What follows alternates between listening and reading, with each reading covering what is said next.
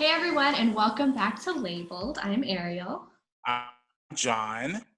And we're talking about couture, my favorite. I'm so Yeah, excited. she's been waiting to talk about couture because this past week, Couture Fashion Week has kind of, well, it started and then I think now it's kind of ending, or people, or some designers are showing their collection still. But she loves this. I love it too. I feel like a lot of designers are showing their creativity, but we wanted to kind of go dive deep into it a little bit and kind of talk about why couture is still here, why it's relevant, why these designers are using this as like a marketing tool, and also who is buying couture in this pandemic world that we're living in. What? So There's people.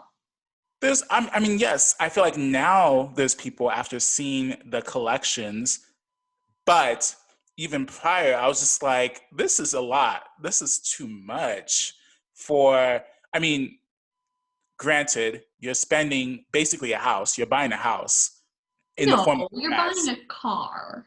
Okay, a car in the form of a dress. But it's so worth It is worth it, but it's like what? You're gonna wear it once it. and No, then not wear it again?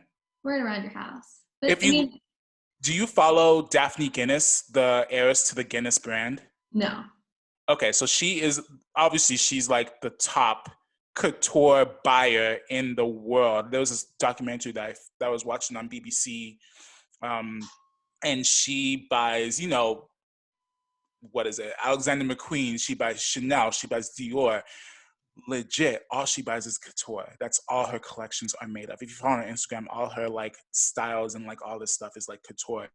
And I'm like, she wears it once and then just keeps it as like an archive. And I'm just like, You can't wear it once. You gotta wear it again.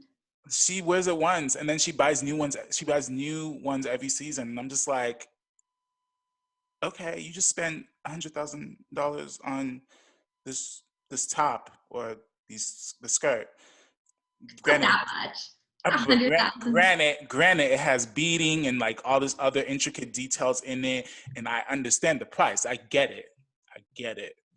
But you just wore it once, and you gonna buy another one. Okay, listen. Well, see, that's what's crazy to me is that like even the media is just like, oh my God, they wore something again, like Catherine or Prince or Duchess Kate. God, I can't even Okay, okay, Middleton. Yes, like she was wearing a dress like twice, three times, and people are like, "What?" It's like, yeah, imagine that. She's wearing something that was expensive and that you're supposed to wear again, again.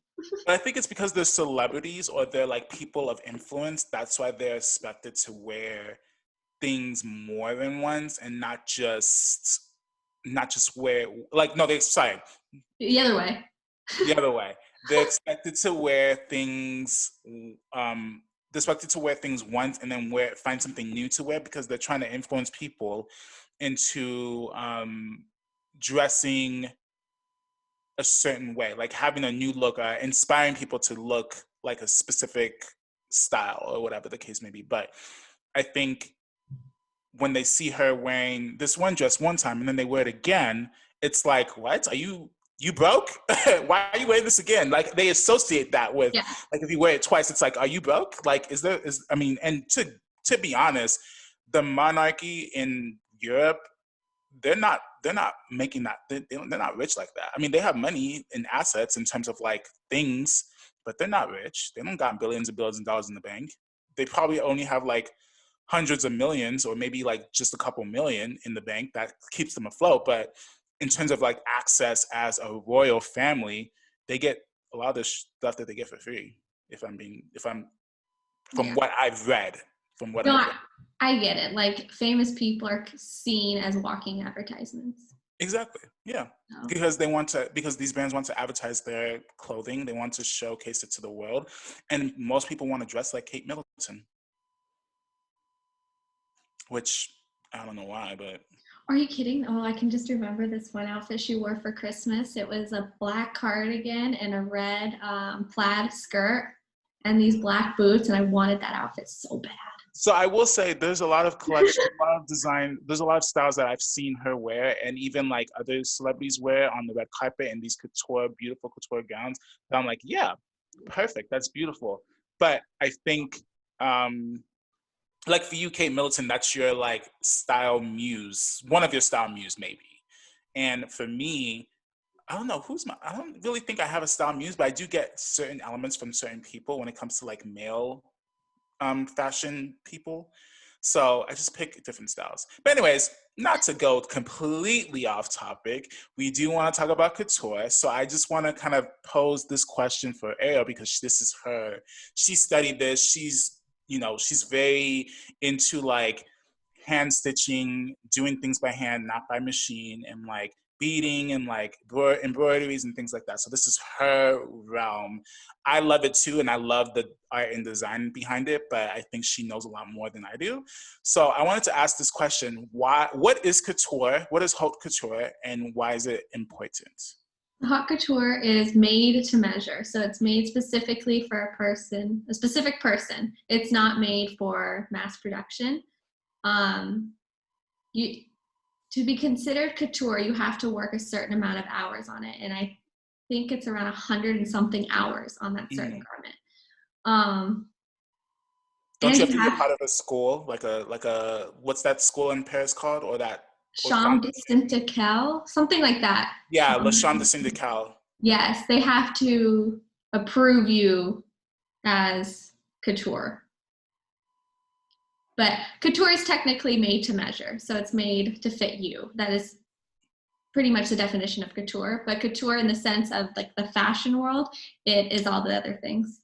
Mm-hmm. And what are all the other things? What I just said, made to measure, okay. 100+ hours on the garment, and you're authenticated by the Chambre de Syndical. God, I can never say that name. It's a long name. It's a long name. When I was researching on couture, especially in some of the classes I was taking, I was just like, this is a long name just to say that you're certified by them. But hey, so why do you think,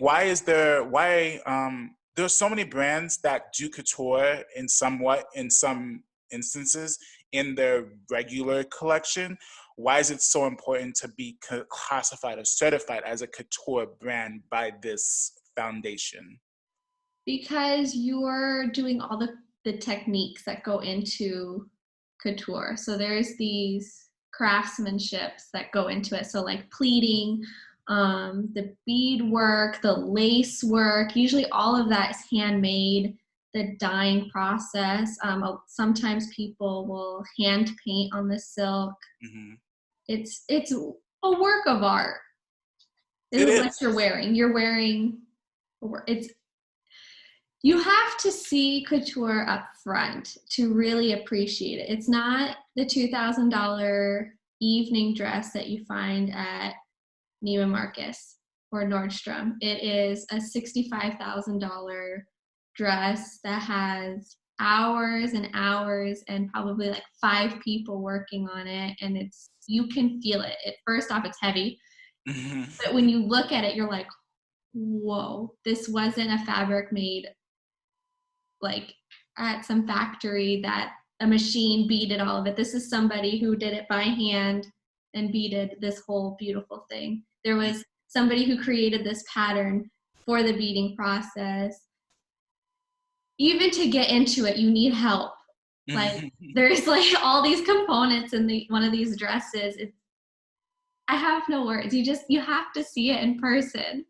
Yeah, no, I agree. So my favorite was Ralph and Russo. I loved them when they first came out. They're the first brand outside of Paris to be considered couture. So I thought that was amazing. I was like, yay, this is possible. Maybe it can happen to me. But couture is expensive, so I probably won't see that anytime soon. However, they did a pop-up shop in New York, and they had their collection there. And I thought, oh, I can't wait to see it. And I got to try on one of the dresses, and I needed a friend to help me get into it. No words. It was amazing. Oh my God. I think when people think of couture, they think of, especially the regular Joe Schmo who are not in fashion, they think like, oh, this is it's super expensive for what it is, especially now. It's like, I feel like a lot of the collections are not watered down, but they're kind of like in a they're not as extravagant as they used to be. But when you look at the detail and the work craftsmanship, like we're going to talk about these specific designers, but Dior, like a lot of this season's collections, they use a medley of different techniques, like hand stitching, hand painting, like the beading, the embroideries. It was very like Victorian style. So it was just kind of like those different techniques kind of go into the pricing, like how you say like 5 people worked on this specific dress or a specific garment, and it's heavy, like it weighs you down, but like when you look at it and you wear it, you feel like a different person. That's what couture essentially is. It's art. Think of it, if you're going to like like Basel Art Show in Miami, and you're buying like a piece of artwork, like either it's a statue or like a painting or whatever. Those things are expensive. Don't get me wrong. It's like buying the Mona Lisa. Like if you were to buy the Mona Lisa, that's like I'm sure it's like the price is like out of this world. But like if you were to buy something like that, like when you buy couture, obviously you have to take into account like how many people have worked on it, how many hours it takes to create these designs, the type of materials being used. Like majority of it is silk taffeta, silk fay, maybe wool, cashmere, but majority of it is silk. It's like natural fibers, not cellulosic fibers, naturals.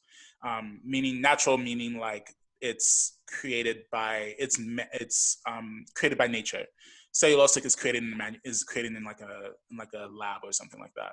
Yeah. But that's what goes into this type of collection, and it makes it very extravagant. It makes it very unique to the person. And then I guess one of my questions would be like, I know we kind of talked about this before, but like who's the customer for this type of collection? Is there still a customer, especially now in this pandemic world that we're living in? Is couture still relevant? Yes, because we're going to get out of this pandemic. It's only a amount of time. Yes, we will get out of it, but yes. I'm just like... During the pandemic, no, because there's nowhere to go. But in couture, there are only 4,000 people in the world who buy couture. So that should answer that question. There's only 4,000 people. It is not... Okay.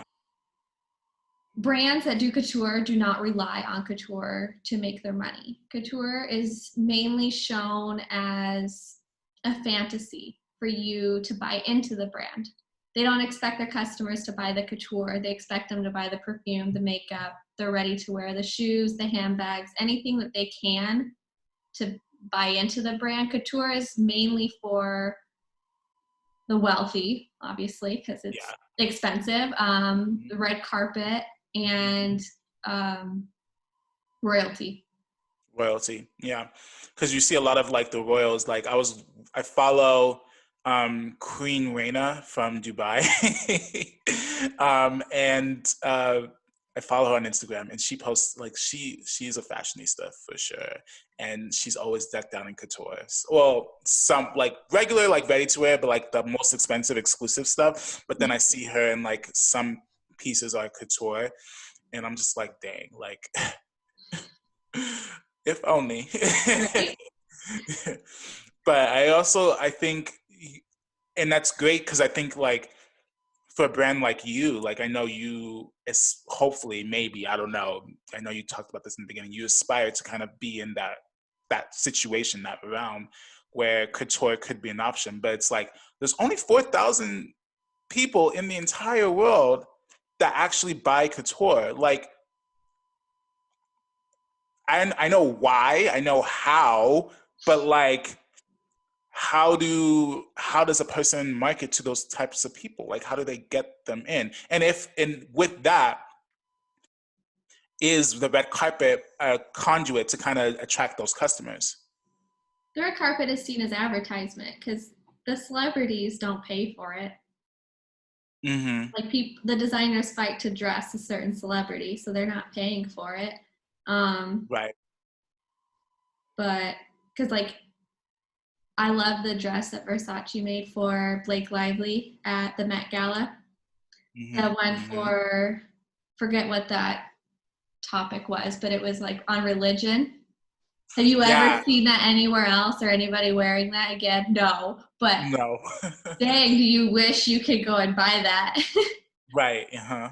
And it's just, it makes it so much. But I'm trying to think of what the words are, but I'm sure Versace sales went up after After that. seeing that. Yeah, After seeing. after seeing her dress like what, 10 people there? I mean, Jesus. Mm-hmm. It was And didn't they have like amazing. a? Didn't they have like a? Because I know with like these brands that do show, because Versace shows couture, Dior, Chanel, Valentino. Don't usually they have like a group of like muses. Like I know Rihanna was a part of like one of those muses, and like um, when before Givenchy stopped, before Givenchy's creative director, it was Riccardo Tisci. They use Beyonce as like their one of their muses. So I know like they have like a group of people that kind of like represent the brand, and then people that follow those brands, or follow those influencers or whatever you would call them, those celebrities. They want to wear whatever it is that they wore at the Met Gala. Because I remember one time um, there was how do I explain this? I used to intern for this stylist, and she would dress these big celebrities, like big time celebrities, and one of them was Lupita Nyong'o, and Lupita Nyong'o wore this couture dress to this. I think it was either I can't remember if it was the Met Gala. This was when she was like getting big, when she got her first Oscar nomination award. This was before she was known, and she wore like I feel like it was the Calvin Klein dress that she wore to the Met Gala that apparently got stolen, and a lot of people that follow this stylist DM'd her like, where can I get this dress? Where can I get this look? I want it. Like, how much is it? Like, and she had to like tell them like it was custom made by so and so. So like, you would have to talk to them. And it was just like a lot of like people that were willing to wear something that was similar to what the celebrity was wearing. So I see the power in like, you know, influential style, if that makes sense. Yeah, it does. But I don't know. I find couture very cool. I find it very artistically appealing just because with couture you can go in many different avenues. There's no roadblocks. You're not looking at trends. You're not looking at what's the trends for that people are buying. Your creativity, your mind, and what you want it to look like can go in many different avenues, and you can create it to the way that you want it to look and just be proud of it. People buy it, great. If people don't buy it, it is what it is. Like I know brands make a budget specifically for Yeah. couture, knowing that they're probably not going to make their money back. Maybe some do, but some don't.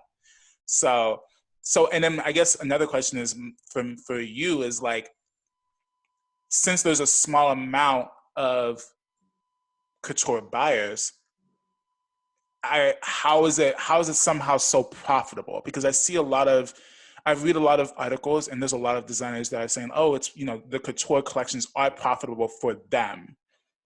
Not all can say the same thing, but like, why do you think it's kind of profitable? Because I know you said with Ralph and Russo, they maybe have like 400 people or 40 people that buy their couture, but each dress or each garment is like $60,000. So if you times that by 40, that's like a lot of money, right?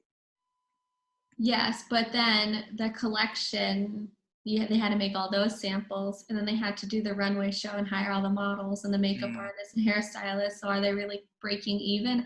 I don't know, but Ralph and Russo did start as a couture brand, but their shoes and handbags are probably what made them break even. But usually a lot of couture brands rely on like perfume. Sex perfumes, Mhm. yeah. Mm-hmm. To allow them to keep doing stuff like that. But yeah, the buyers there's not enough to keep it going just on its own. Yeah. Oh, and then I wanted to bring this up too, because I see it all over social media that they say not the rich, designers aren't targeting the rich, they're targeting like the poor people to buy into it and show it as like status. That is not what designers are doing. What are they doing? I just want to make that clear. And they'll say, oh, but Jeff Bezos and Bill Gates, they don't wear designer. Well, no, they're tech people. They don't care. So that's why these rich people like Zuckerberg aren't wearing designer, because they could care less. That's why his wife isn't wearing designer. They're tech people. They don't care. So I just want to... sorry. Who are the people that actually wear designer? Like, are they more so like celebrities or friends of the brands that kind of just buy it because they like the collection? People wear designer. Designer is for people who like quality. Mm-hmm. That is who it's for. The people who buy designer that have Chanel, the black Chanel bag, they're telling people, look, I own Chanel. But the people who have money don't usually buy that. They buy for the quality. That's what they're paying for. It's not a scam by designers to have people, I don't know what people are coming up with nowadays, but that's not what designer brands are for, and I just want to get that out there. I'm so annoyed. It's more like a status. It's not a status. It's just you're buying quality stuff that's gonna last.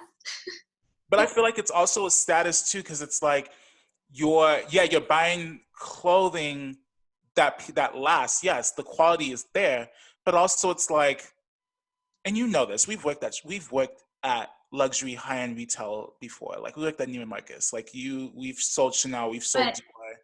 I know what you're gonna say, but your top customers weren't like the customers you're gonna bring up. Okay. Yes, I agree. Okay. I agree. Okay. Yeah, she got me there. Because I know who you're talking about. Yes. But I still feel like there is some sort of a status. Oh, I'm at Neiman's, or I'm at Bergdorf's, I'm at Nordstrom's, I'm at Saks, I'm at Barney's. But that's a different customer. But they're still able to. But they're still buying it in that with that mindset. It's quality, but they're buying it with. Oh, this is something that can show off to my group of friends. Yeah, but that's not what designer is for. Designers is for quality and to appreciate it, not just because it has a name and you can tell people, oh, look. No. True. Yeah. Why is couture still relevant? Why are people buying it? Why even the designers showing it? Because I've always thought it's not necessarily a dying business, but it's not a thriving business. Why spend all your resources on this collection when you do 4 other collections that sell at retail stores a year? So you're adding 6 collections to your entire business. 4 of them make you money. The rest of them don't make you as much money. I'm just kind of but then again, it's you have these other licensing deals like handbags, shoes, cosmetics, all the stuff that kind of supplement that, but still. Well, and I feel people forget is that as a fashion designer, you are creating art. It's still art. Mm-hmm. This is couture would be a dream to be able to do, even if no one bought it. I'm showing you what I want to create. I'm having no limitations on design, on fabric, on the amount of beading I do. I can go all out. And that's a dream come true to me for a designer. Interesting. Mm-hmm. Okay, so then let's kind of go into it a little bit more. So we want to go more into who were the designers that showed at Couture Week? Who are our top 3 designers? So I guess I'll start it off since you started off last week. So my favorite designer from Couture Week was Fendi. I know Ariel didn't like Fendi, but I actually really enjoyed Fendi. I really enjoyed the collection. I thought the collection was beautiful. It was very realistic into what we were going through right now in terms of fashion, because not a lot of people are dressing in these high volume laced tulle gowns. It was a lot of them were embroidered pajama sets, maybe wool dresses that you can wear to a white tie event, or different like coats, like silk blouses, silk coats that you can probably wear at a Zoom meeting if you're some type of high, powerful, billion-dollar, I don't know, like executive. Like it was just very realistic to what we were going through right now, in terms of like the pandemic and how women are dressing in terms of and what we're going through. So I just felt like it was so realistic to me. If you really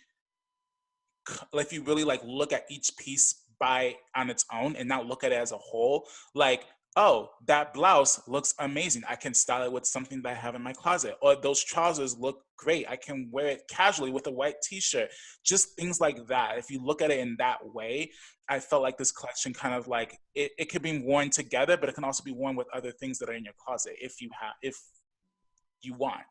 So that's what I really liked about the collection. And also just the staging, the scenery. Like I was reading the show notes on Vogue, and like he was inspired by this this barn or this farmhouse in Europe in London or UK, Sussex of the UK, and he was kind of like thinking creatively of like the type of woman that would that are wearing couture today, but also like just the inspiration from this scenic view or scenic location that he was inspired by. And also I liked how he kind of paired, or the models were like more, they're not like regular models. Well, they're beautiful people, but it was like Demi Moore opened the show, Christine Turlington and her husband opened the show, James Turlington. Just real, like, yes, they're celebrities, but just like real, like older, younger, a mixture of people. They also had like a more voluptuous woman, and I was just like, yes, like it was just very fashion. It was very forward when it comes to like what we're going through in the times of like representation, diversity, inclusivity. It just really hit the mark on that, and that's what I really liked about it. I did not feel the same. I've been liking what Fendi's been doing, but this collection I didn't care for. I was super excited for it, and I was disappointed. What did you not like about it? It seemed boring. And Okay. I understand we're going through it like the times right now, but still it's couture. And it seemed like it could be part of a normal collection. And it didn't feel couture to me. I guess the details and like the ears, I guess, could be considered couture, but and all I can think from that collection is the dress that Kate Moss wore and how Diet Prada considered it Mother of the Bride. Oh. And that's bad. The Mother of the Bride can look cute too. Don't do that to the Mother of the Bride. But it didn't look like a current Mother of the Bride dress. It looked like, 10 years ago. Wow. Yeah. Okay. But that's just my opinion. Yeah, you heard it from Ariel. I really love this collection. I don't know. I just loved it. But like, I get it. Like it when you think of couture, you think of something more extravagant, something bigger than life. But I don't know. I just feel like it made sense. It made sense. Yeah, it's compared to like their regular collections, it's more expensive, but I just felt like it made sense to me. I liked it. I enjoyed it. What was your collection? What did you like?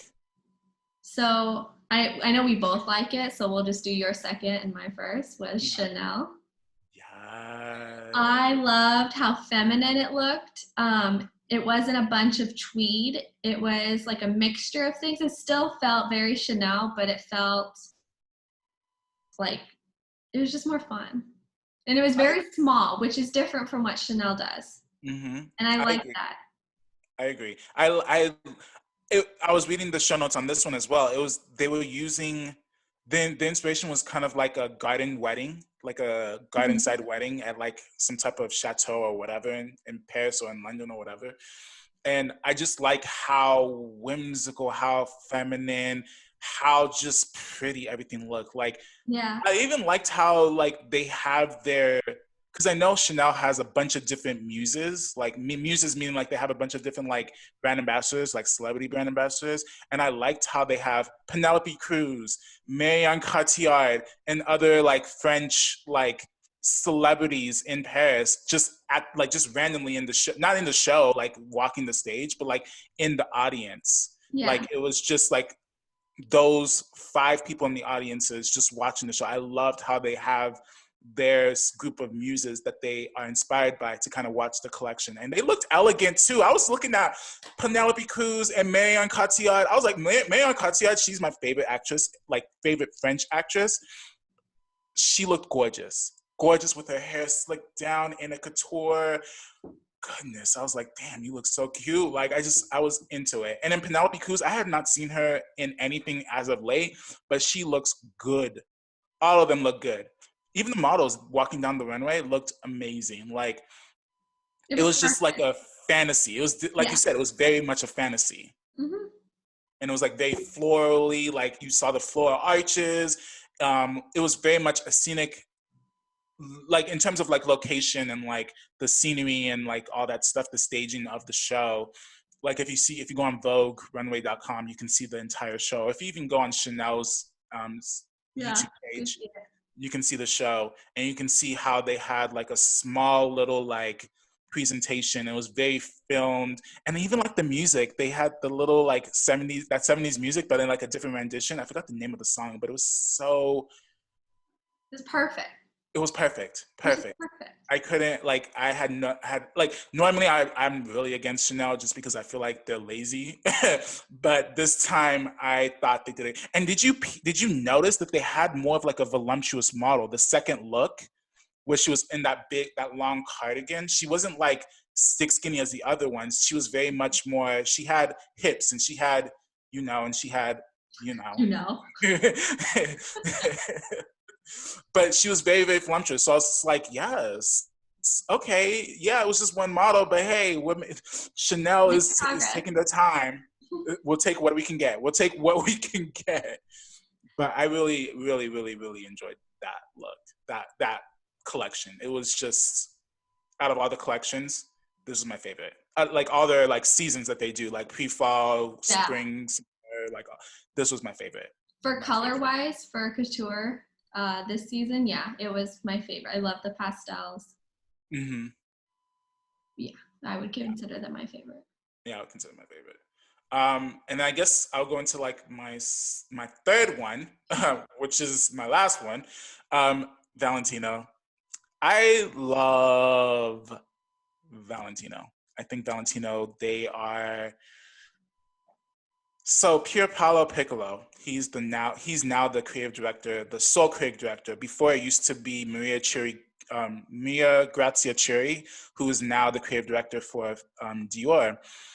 But I love his mind. He's using artistic beauty, like he's using different he's manipulating what we think beauty represents. And when I mean by beauty, I mean by he's using different colorways. He's using vibrant colors. He's using fabrication, different techniques to kind of like manipulate the draping of the materials that he's using, whether it's silk or taffeta or things like that. It's so extravagant, but still very subtle. There's no like intricate beading or like maybe some type of like appliques or things like that, but it's like, when you look at it, it just seems so like it was just beautiful. I really enjoyed that collection.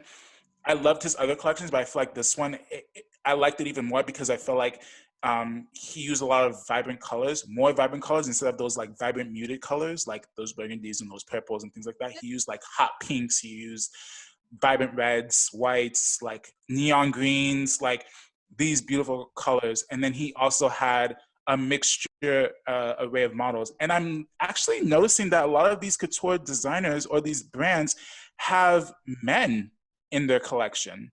Like in Fendi, they had maybe 2 male models wearing men couture clothing. In Valentino, the same thing. They had 2 male models wearing like a men's look. And it was like, not a regular men's look. It was just more detailed, more extravagant, more, I don't know how else to explain it, but I'm noticing how they're doing that. And I'm also in this collection in Valentino, they had diverse models, not just in terms of color, but also in terms of like size. Like they had maybe one model who was a little bit more, I wouldn't say she was like a size 12, maybe she was like a size 8 or maybe a 10, but like she looked great, amazing in this collection. And I was just like, dang, like I feel like now they're stepping it up, which is Good. great. I think they should. They need to be pressed on their necks a little bit more, but they look good. It looks amazing. And this is my favorite collection, honestly. One of my favorite collections. I didn't care for it. I don't have anything bad to say, and I don't really have anything good to say. It was just wasn't. Wasn't your favorite? No, it wasn't any. It didn't have any impact on me. Mm-hmm. Like, okay. So what is it that will make you fall in love? Like, do you feel like because of where we are in this world, do you think a lot of these couture designers have kind of like slacked a little bit? I feel like this season they really were slacking. Okay. A lot. Because there was this one designer, Julie de Libron, I think her name is. Mm-hmm. I don't even know how that collection was couture. I don't. I agree. I was like, this is ready to wear. I don't understand how this is couture. I don't see any beadwork. I mean, it doesn't have to have beadwork, but I don't see anything in here that a machine could not have done. Yeah, I agree with you on that one because I was looking at Alexandre Vauthier, and his was the same. I was just like, this is couture. Yeah, it was. I honestly thought this was his fall 2021 runway collection, not his couture collection, but it said couture, and I was just like, this does not look couture. This is not couture compared to what Valentino, Fendi, and Chanel have done. This doesn't compare. It's like, how can you classify this as couture? But then again, couture, you can't really. There's no rules. I mean, there's rules, but there's no like. I feel like now there are less rules because they just brought somebody else into couture. He's a 24-year-old kid who lives in Paris, and I don't remember his name because I didn't care for his collection. But it was like modern art, or it looked like graffiti art. Was it Charles D? I think so. Yeah, I saw his collection. I wasn't that impressed. But you know what I mean? It's like couture used to be this feminine, whimsical fantasy like collections, and now it's like modern. I'm trying to think of the other words that I mean. Modern, maybe like edgy, maybe like contemporary feel look. Yeah. It didn't feel like it was truly like. In some aspects, it was artistic, but I feel like there's certain aspects of it where it was just like kind of like you could have done this in your regular collection and did something more extravagant in your couture collections if that's what you want. Yeah. You know? But I mean, maybe that's just the way it's going and that's what people want. And all right, I just wanted more feminine. Yeah, I agree. I do agree with you on that because I feel like we're going away from the femininity of couture because couture is that. That's what they're creating it for. But I feel like also because there's no set ground rules on how you create your collections, as long as it's created by hand, has a certain amount of people, has a certain amount of hours in it, I just feel like it doesn't come up to par with what we're expecting. A lot of them, at least. Yeah. That's why when I was looking at couture, I was like, "Is this so hard?" Because there's not really. Because I really wanted to choose like brands that were not known. Because that's my thing. I don't want to choose like these regular that I know they're gonna do the job because they have all this types of money. But like I was looking at the other ones, I was just like, well, and then the thing too is a lot of brands that do couture did not show this season. Yeah. Mm-hmm. That's why it was really hard to pick 3. Very hard to pick 3. Yeah, because Ralph and Russo didn't show, Elise Saab, Zuhair Murad. Mm-hmm. They didn't do it. So really quickly, what was your last one? What was you were on your second or third one, right? I have 2 more, but Liana Seherjanko. No, Seherjanko. Seherjanko. Yes, I'm saying it so weird. I apologize. Mm-hmm. I just love the 20s vibe, so I'll say that one real quick. And just how it was perfect for 2021, because after the last pandemic, we had the Roaring Twenties. So I thought, I like their sense of humor. I don't know if that's what they were going for, but I felt it. I appreciate it. See what you're going. But the next one for me would be Dior. Dior. I love their Bridgerton themed collection. See, I don't understand why people are following this Bridgerton type style. I'm just like, listen, we're not in the 1500s. We're not there. Was it 1800s or 1500s? I feel like it was 1800s. We're not there. Why are we going back? I like the collection. I love the painting, the hand embroidery, the medley of techniques that they use to create this collection.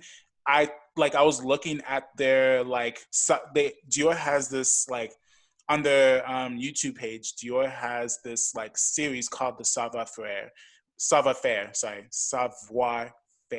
Excuse my French. Which is basically like their atelier, their showroom, where they show the detailings and how it's made and things like that. And they do a great job at showcasing all their artisans, all their they have the I forget their names. I know it's in French, but I can't remember the names. What was the head designer of couture? They have the Petit Ma. They have the other one. I can't remember her name. The name of their jobs, but they have these women and men create these collections by hand, or create these looks by hand stitching them in such beautiful detail. If you watch their videos, it's maybe 3 minutes for each season. Watch these videos, you'll find a full appreciation for couture. They do such a great job at just creating these videos and showcasing their work, the artwork behind it. You'll be fully inspired. And I was inspired. But I felt like this collection, in terms of where we are and newness, but it's not even new. It's old. I was just y'all, I don't care for Bridgerton style. Bridgerton is not that great of a show for me to be oh, I want to dress what's Daphne, what's her name? Daphne Bridgerton or something? What's her name? Yeah. I don't want to dress like Daphne Bridgerton. I don't want to dress like her sisters. I don't want to dress like these heifers in this daggone show. So many people want to dress that way, and the Empire waist dress have always come back in style. Of course, yes. This is just more of a literal approach, but it was still the feel that Dior gave, the photography, the lookbook. I mean, they clearly told a story, and I really appreciated it and enjoyed it. Yeah. I will say the 15-minute video that they posted, I don't know if you saw it, but the 15-minute video of it did definitely tell a story, and I really enjoyed that. And it kind of showcased the entire collection. This one model was just wearing it all together, and then they had a medley of their other models wearing the collection and showing the lookbooks and all that stuff, which is great. But I just felt is this style relevant to this day? Is it relevant? Yes, we have a TV show that kind of makes it more relevant, and we have designers that have that Victorian design aesthetic being more sought after because of this show. But I just felt when I look at couture, I want to see more innovation. I want to see something that's different, that's unique, whether it's fabrication, beading, stitching, design, whatever, silhouette. But I felt this one, I was looking at an exhibition at the Met. Basically, I was looking at exhibition at the Met. That's what I thought I was looking at. I wasn't looking at anything new. Well, I don't know. Shady as it sounds, but I just felt I was looking at either an exhibition at the Met, the exhibition at Victoria and Albert's Museum in London, and all these exhibitions that you see of these designers now. I did not see anything new. I just felt I was looking at something that was made in the past. But still, when you go to those exhibitions, don't you want to wear what you see?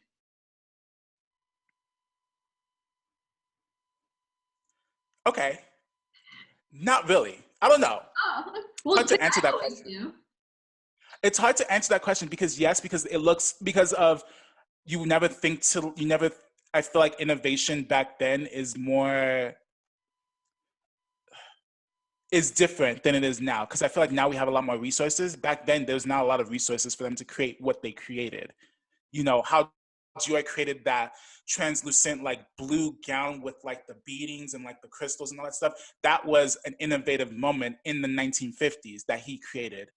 Dior, Christian Dior, the design. Yeah. So seeing now how we're going back then, and yes, the techniques were amazing with paintings on the actual garments, the details and all that stuff. But I just felt like I was looking at an exhibit at a museum. I wasn't looking at anything really striking, at least for this collection. But I mean, hey, that we both have difference of opinions. This is what she likes, this is what I like. But I feel like all together with those designers, I feel like in general it was a good season, right? I would say pretty much it was like an okay season. It wasn't like Yeah.